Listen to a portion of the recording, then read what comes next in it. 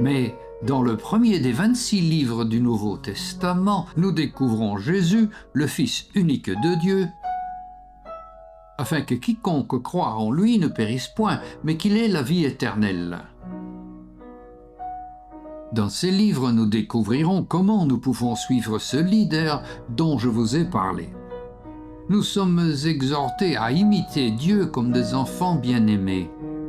Après avoir accepté de suivre Jésus, notre vie change complètement. Nous sommes protégés.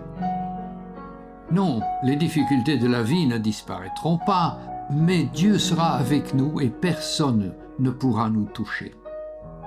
La seule chose que nous avons à faire est de faire confiance à ce que Dieu nous dit de faire, et bien sûr de le faire, et tout ira bien.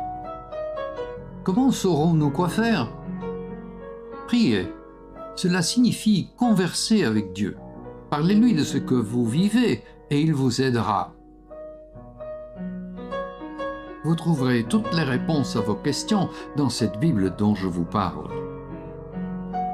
Bien sûr, nous devons savoir ce qui est écrit. Nous devons donc la lire tous les jours. Souvenez-vous-en et méditez-la.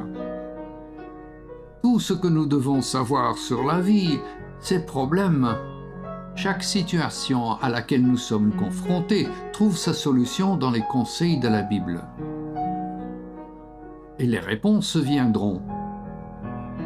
Nous avons sa promesse.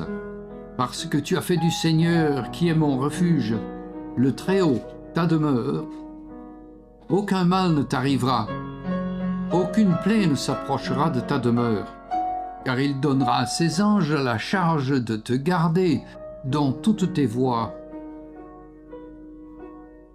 Ils te porteront dans leurs mains, de peur que ton pied ne heurte une pierre.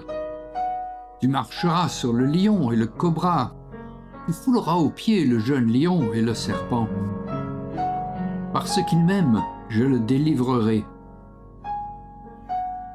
Je l'élèverai parce qu'il connaît mon nom. Il m'invoquera et je lui répondrai. Je serai avec lui dans la détresse, je le délivrerai et je l'honorerai. Je le rassasierai de longs jours et je lui montrerai mon salut. C'est écrit. Et il en sera ainsi. Que Dieu vous bénisse.